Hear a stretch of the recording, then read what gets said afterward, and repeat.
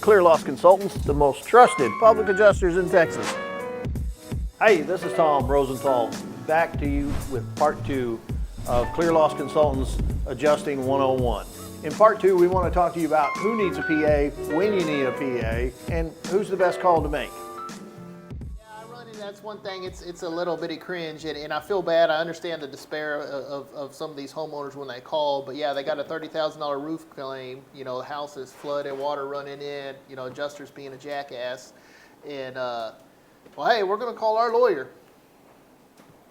You can call him; he ain't gonna call you back. Yeah, that's the truth. You know, and it puts you in a bad spot. And I know it's unfair. And I know it's oppressive. I'll be honest with you. You know, some of these insurance companies handle hundreds of billions of dollars every year. These are multi-trillion-dollar companies.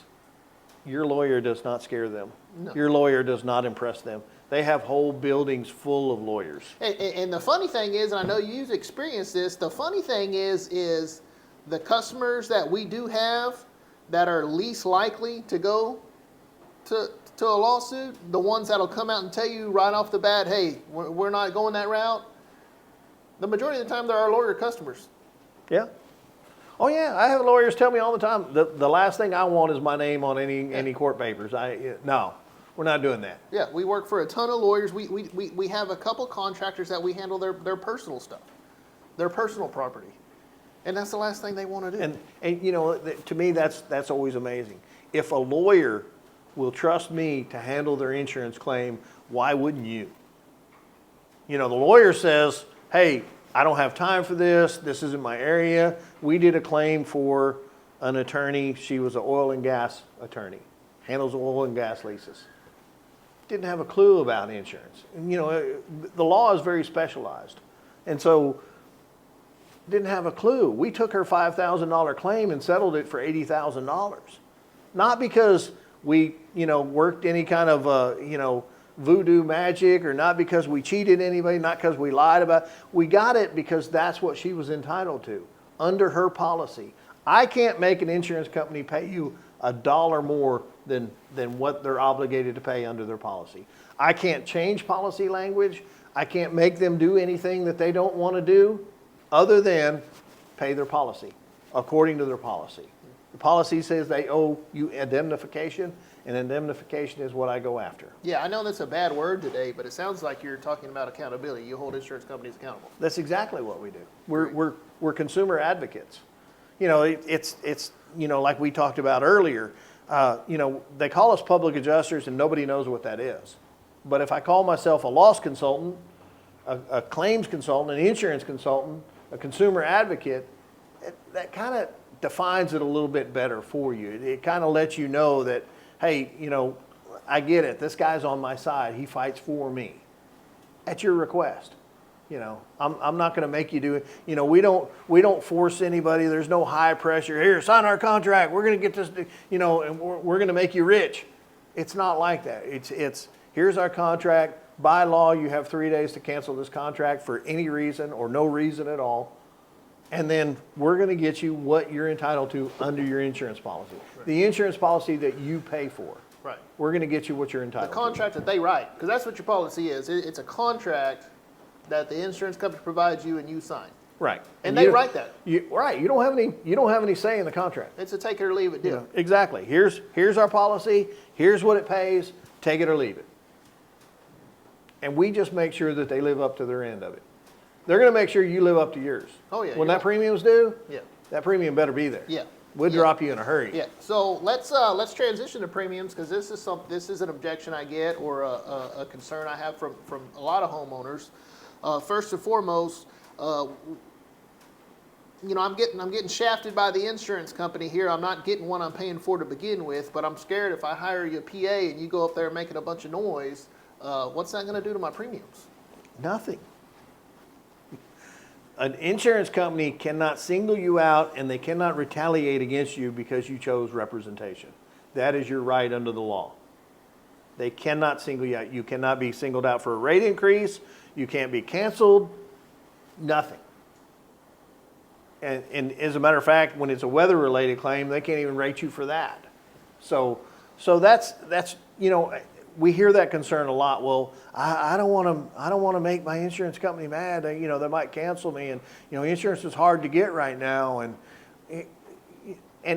I have to tell people this, and I hate to say it because it seems so coarse, and I don't mean to sound coarse, but here's the reality: you are not Barbara Jones to the insurance company. You are policy number XYZ 1 2 3 4 5. I get that a lot. That's what you are. I get that a lot, especially from like back to earlier. You're filing one major claim in a lifetime. Some of these people are later in years, so I get that. I'll have 60, 70, 80-year-old customers. I hadn't missed a payment in 50 years. Yeah. We've had this policy in force since we bought the home. Yeah. 30 is a very common number. So why are they treating me like this? I haven't missed a payment in 30 years. I can't believe they're treating me like this. I've been insured with them for 35 years. Because insurance is about making money. It's a business. Yeah. They're in business to make money. You go buy a car, hey, the car dealer's in business to make money. You buy a house, the home builder's in business, the realtor's in business. Everybody's in business to make money. That's what they do. The truth is, we're in business. Well, and normally when I hear that I've made my payments for X amount of years, that's also when I go back and say, well, your first concern was if you hire me and I go up there and cause a scene or make a noise or whatever, you're worried about your premium rates increase, correct? Yeah, I don't want my premiums raised. Okay. You've been paying premiums for 30 years, right? Yeah. Well, how many times in those past 30 years has that increased without a claim? Because they're going to say probably about 30 times. Yeah. That thing's going up. Everybody's experiencing that right now. Exactly. Insurance rates have gone up across the board. Whether they're living up to their end of the deal or not, whether they're covered, because that's what insurance is, in case, Yeah. More times than not, you're not. More times than not, you're not getting that money, and you don't want the money back. That's what it's for. We're not here to get you back what you paid in. We're here to get you covered for when there is actual loss. That's it. Something else I heard I'm concerned about is, well, our agent, so and so is, we've been in Sunday school together for 15 years, or our kids play on the football team. I don't want my insurance agent mad at me. You don't want your agent mad at you, but there's $30,000 on the line. There's $15,000 on the line. There's $100,000 on the line. He's not going to pay. He's not going to come fix your roof. Exactly. He's not going to fix your roof. As a matter of fact, if you don't fix your roof, he's probably going to cancel you because they don't want the risk anymore. And I actually had a customer do that. They filed a hail claim, and the adjuster came out, examined the roof. They denied the claim. Then they sent them notice that if they didn't get their roof replaced in the next 30 days, they're going to be canceled. So, I know you don't want your agent to be mad at you. I know you don't, want this big, massive insurance company to be angry with you. But we're talking about a lot of money. There's a lot of money that's on the table here that hey, I like friends too, but I've never paid $30,000 for someone to be my friend. And also, since me and my agent since we do golf together every Tuesday, and we're talked, that's why I don't need your help on the claim. I'm going to call my agent. He's going to take care of me. He's going to call over to that adjuster, and we're going to get this straightened out. Thank you. Again, the only person that can be involved in the claim, other than the insurance company adjuster, is a public adjuster or an attorney. Your agent cannot be involved in the claim by law. Now he can call his boss, who will call their boss, who, and he can add some pressure in that way. And all they're going to do is, reword the denial. Exactly. Because you have an agent who is constantly in customer service mode. You have an agent who is constantly wanting to sell you something, who wants to keep you happy, who wants you to return. So they're going to soften the blow as much as they possibly can, but at the end of the day, the agent legally cannot be involved with the adjustment, correct? They can't. In these conglomerates companies, is the agent even going to know when you make a claim? Are they even going to know? They are sent notice in most cases. Are they even going to know who the adjuster is or how to get a hold of them, even if they wanted to? No, it's always a my boss called their boss kind of situation. But so, believe it or not, we have insurance agents that will refer us. Some of them do it openly. Under the table. Some of them do it under the table because their company would terminate their contract if they knew that they referred someone to a public adjuster. But you think about it from an insurance agent's perspective.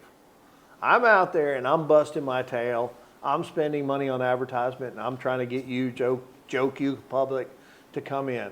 And I write a policy and I tell you, hey, you're covered for this and you're covered for that and you're covered for this. And then you have a claim and you're calling me, telling me, hey, you said I was covered for all this stuff, and they're denying all of it. And I don't, with no reason, no real logic, or, misidentifying damage, that sort of thing. What do you do as an insurance agent? You're trying to build a business, you're trying to keep customers happy, because it never fails that when we get to the end of a claim, especially a contentious claim, that the customer doesn't turn to us and say, who should I be insured with? Guarantee you, after a contentious claim, especially when they're really bad, that customer is going elsewhere. And they're probably going to go to another agent, especially if you're a captive agent and that's the only brand you sell. They're going somewhere else. Right. So why wouldn't an adjuster, why wouldn't an agent, why wouldn't that agent refer to us? Well, and the other thing is too, after you bring us on as the PA and we do get you taken care of, what else is this man going to do for me? What else can I trust him for? So when they ask me, where do I need to go? 9 times out of 10, they're going with that recommendation. Or it's going to get heavy consideration because I just delivered everything I promised these people I would. Same thing with our contractors. We were talking about contractors earlier. While you're so busy trashing PAs and this, that, and the other, leaving money on the table, not taking care of your customers, on the backside of that, when we are in a home, and it's rarer, I guess, these days, where we'll get there. We'll get to a really informed homeowner before a contractor's been there, before mitigation, before all that. We're their first call. That's what they're going to do. I'm going to take care of them, and it's the same thing as with an insurance company. Hey, who do you recommend as a contractor? And 9 times out of 10, those people are going to go. And by law, we can't be involved with that. So I can make recommendations. I can get you a list. I can tell you why. I can tell you who's good at what. But I can't take a cut of that, and I'm not asking for a cut of it. Yeah, right, exactly. And we're they're very going to go with who I recommend. We're very careful about referrals. If someone doesn't have good customer service skills, they'll never get a referral from me. Right. Never. But when there are some good insurance companies out there. There's some insurance companies that try really hard. There's some insurance companies that are unfortunately so corporatized that they're infuriating to deal with, and then we have some insurance companies that are absolutely not. There is no way under the sun that I would refer you to them. And as a matter of fact, if I handle a claim with you, and even if it goes well, I will tell you, you need to get rid of this insurance company, and here's why. So in my list of referrals, I have some absolutely not, never go with XYZ insurance company. Obviously, I don't publish that. I don't advertise that. But when a customer is sitting one-on-one and they're asking me my opinion, I express it. Yeah, it's something, these people, not to get political, but everybody knows big oil. Everyone knows how evil big pharma is, big record labels, big auto manufacturers. What people seem to not realize is every one of these big industries is insured. They're covered by an insurance company that's bigger than them that can cover their losses. Yep. Insurance is a big industry. It's gargantuan. Because you share your risk. That's what insurance is. And that's when I try to tell people, well, we're going to do this, or my contractor, to say a drop in the bucket or your claim, your one policy, your one however much premiums you pay, that the value of your claim, you as a customer, I don't know that it's a drop in. I don't know that it's a drop in a bucket. It's not a drop in the ocean compared to these people. No. They don't give a damn. And that's what I tell people all the time. If you get upset and leave us, and you leave $100,000 on the table, and we lose your $5,000-$6,000 a year in premiums, we're still ahead. They're still ahead. 100%. Yeah. Oh, we're gonna leave you a review. Well, how much value does a review have these days? When everyone in the world's doing it, and there's no accountability for it. There's just really no course of action other than to stick out your claim, get what you're owed, get someone like us involved to get you what you owed, and then move on. Well, and that's one of the things about us is we're tireless. I'm dealing with adjusters every day. I've heard the most ridiculous statements. I have seen the most ridiculous requests. We never worry because this is what we do. You know, you're an engineer, or you're a banker, or you're a housewife, or whatever your profession is. This can be very tiresome. It can be very wearing to go through the steps. I had a financial planner call me one time, and he said, this claim has become like a part-time job, and I don't have time for a part-time job. And that's how it can be. Yeah. And you know, we have the same experience as the people we're dealing with on the other side. A lot of times, a lot more experience. And so we sort of have the line in the sand. You know, hey, we're gonna go this far, but we're not going any farther. You know, cut the crap. Right. You know, it's you know, you don't need that. That's not required. You know, nothing infuriates an adjuster more than when they make a request and you say, what does the policy say? It's your policy. You wrote it. Why are you so upset? Because I'm not supposed to use their own game against them. I'm not supposed to say, hey, here's what the policy says. Sorry, we're not doing that. Just dangling that carrot. Exactly. Because If you just get us this one more photo, if you can get us this one more receipt, man, you guys are this close, and we're going to pay you everything we need if you could just get us this one thing. I had a client, and the insurance company was unreasonable from day one. And they hired us, and we did everything that we should have done. We produced our evidence, we produced our photos. Insurance company would not budge. And he got on the phone with his agent, and his agent said, well, they're looking for photos of this and that, and if you could just get them those photos. I said, look, you're wasting your time. The adjuster's mind is made up. They're not going to budge. We're going to have to go to litigation with this. They have not budged. One, they were paying him absolutely nothing. I said, you don't have a choice but litigation. One of those rare times that we say, hey, we've hit a wall, let's go to litigation. He was convinced, his agent had him convinced that if he just presented these photos that they asked for, that would make all the difference. And I said, you know what? Do it. I'll wait. But you know, they're smart about it. 3 months later? You can't email a picture. Yep. You can only email a couple. Yeah. You know? 3 You months? got to PDF it. You got to print and you know, Oh, yeah. like, it's a full-time job. Not everybody's up on the technology. Not everybody has a printer laying around or the photo or not every homeowner. We did a claim for a family member of ours, 75 years old. The adjuster gets up there and claims foot traffic on the roof. The man's 75 years old. Not everyone can get on the roof and just stomp around taking pictures. You know, but that's how they treat you. That's the respect that they have for How you. about this one? Oh, this is hail damage, but it's old hail damage. Yeah, It's not from this storm. yeah. Really? How old is it? Tell me what the magic is. How did you? That same claim where they accused the 75-year-old man of foot traffic on his roof. Yeah, he had metal building had the trim rolled off. Hey, you gonna write that? Oh yeah, that's wind damage, but it wasn't from this storm. Yeah. How'd you decide that? I've had them. Oh, we looked at Google Earth. We rolled the pictures back to, you know, nonsense like that. Yeah. Or listen, AI in claims handling has been the greatest invention ever. When people show up and they do virtual claims and they send their drone, that is the greatest thing ever. I say that because it's the greatest for me. Because I've been with an adjuster standing on the roof and they can't identify hail damage standing on the roof. You think their drone flying over the roof, 40 feet above the roof, is going to do a better job? Well, we have 4K technology. I had a claim where they claimed wind damage and they sent a drone out. And I said, you can't inspect a roof with a drone for wind damage. That's the most, because what happens in wind damage is the shingles are all loose.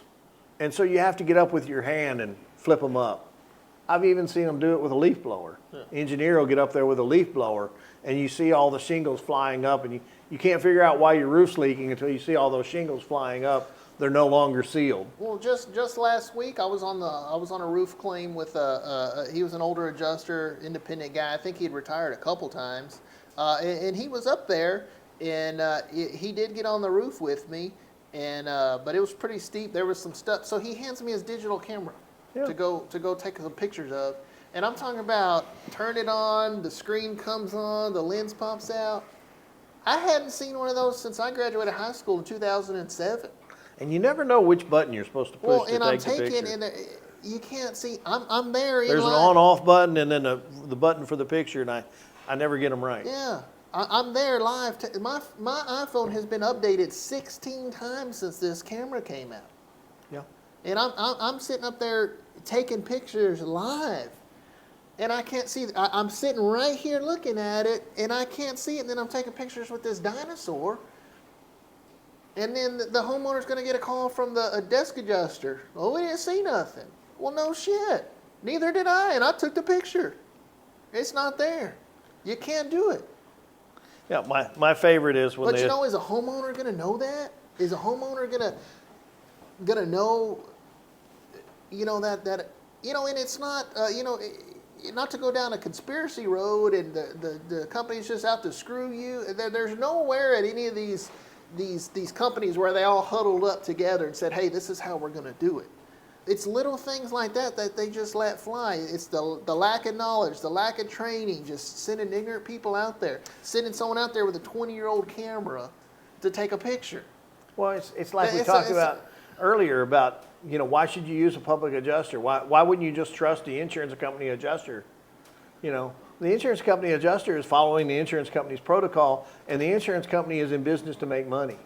And if you got to get shorted on your claim for them to make money, they got no problem with that. Yeah. You know, so yeah, why not? Why not let the IRS file your tax return? Same thing. It's the same principle. Yeah. It's the one you're paying the premium to.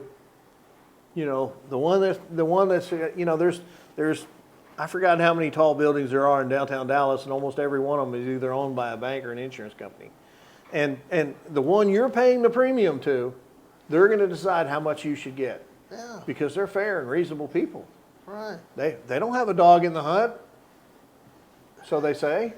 You know, we're just here to hey, we pay what we owe. Yeah, that's my favorite line from adjusters. Hey, trust me, I want to buy this roof. Show me the damage. Yeah. You know, or and then you show them, and there's, you know, every excuse in the world. Or I love this one. Hey, you know, it's real simple. It's either damaged or not. And if it's damaged, I'm paying for it. Okay, well, here's a damaged shingle. Hell, no, that's not hell. That's wear and tear. That's the whole process is subjective. Yeah. It's very. Hey, listen, I've been on the roof with more adjusters and appraisers than I can count. And every one of them has a different idea of what is and is not hail damage. It is frightening. And half of them, I know that they don't believe what they're saying themselves. It's not that this is my idea of hail damage. It's like, listen, this is what the used car sales manager is going to tell me to tell. This is what I was told to believe. This is what I need to say to hit my quota, hit my bonus, whatever we got to do. Yep. A lot of these IA, these independent guys, listen, if you write in every roof, guess what? You ain't going to get called back. The same thing with these insurance engineers, they come out. Yeah. Like, listen, if we could do a whole show on engineers. If you cost us money, we're not calling you back. Yeah. And that's why the scam is so great. They don't have to, like I said, sit down and put a game plan together. It's built that way. The structure of the companies and how they work and how they bonus and what they approve and don't approve, it's built that way. It's all built in. Right. But I'm the scumbag. Right. You're the scumbag. I'm the scumbag. But I have a list of customers that come back again and You know again. what? I have contractors that come back again and again. I have insurance agents slide my name under the table. I have people flying me out to meet them. You know what I've always, it's kind of funny to me. It shouldn't be funny. It's kind of pathetic, but it's funny to me. An insurance adjuster will never apologize, even when they've been proven wrong. Even when it's blatantly obvious that they're wrong. They will never say, oops, sorry, we were wrong. Oops, I'm sorry. Sorry we took such a hard line. Never. We averaged 249% this year. I think last year our average was like 400%. Yeah, 400 by the end of the year, yeah. They never apologize.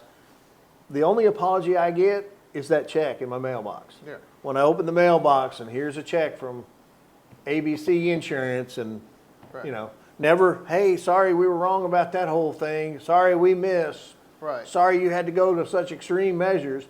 They never apologize to the homeowner. I'm sorry you had to pay a public adjuster. I'm sorry you had to pay an appraiser. I'm sorry you had to pay the umpire fee. Here's a check. Right. It's all the apology you're ever going to get Right. from an insurance company. Right. So let's go back to how much money these insurance companies have and how powerful they are, how big they are, all this stuff. How many times have you ever been sued by an insurance company? I've never been sued by an insurance company. You ever received a cease and desist? No. You ever been investigated of any sort, any kind of don't believe ethics so, no. violation, Texas Department of Insurance? I had a complaint once. You had a complaint? It was funny, but yeah, I had one. So if we're such a scum, if we're such a dirty entity and doing all this unethical, illegal stuff, why has our enemy, who has one of the biggest wallets in the world, why have they not come after you? That's a good question. I wonder if they can answer that question. Have they ever been sued? Have they ever, Yeah. you know, how many complaints have they had filed? You know, why isn't all that public information? You know? Yeah, well, it is. You got to dig for it, but I just think it's funny. Again, you know, all these keyboard gangsters want to get up there and hate on you. Yeah, I got one right now. We just talked about this earlier today. A homeowner calls out. He's got a good, knowledgeable contractor in his home. He's out there writing an estimate, looking around. He finds all this damage everywhere. Gives us a call because we've worked with this guy. Contractors are kind of like one night stands with me. I've never had one because I always get called again every time. Now, I haven't showed up for a couple, but I have had the opportunity to go back, and every contractor's that way. So we've worked with this guy, so he calls. We're out there. Well, the neighbor's a roofer. So he waits for everybody to leave and then goes up to the homeowner, and I don't know if he's mad because he didn't get invited. I don't know if he's mad because, the neighbor shunned him on the roof job or what, but just goes out there and starts trashing the contractor and the PA that he's got. Never met the man. Never met the man. He's got a $6,000 payout that the insurance company gave him, and as of today, we're at $75,000. For what? For what? Well, what's your reason to hate somebody? Why is that? And that's no litigation. That's no escalation in the process. That's just conversation between us and the adjuster as of now. So if there was anything questionable about that, anything illegal, anything scummy, scammy, whatever you want to call it, why are we that far? In that's 7 an or 8 excellent days, point. at the lowest level possible. We're that far, and why don't we have investigations going on and lawsuits being filed and, because all we really do is enforce your contract. You wrote the contract. All we do is make you follow your contract.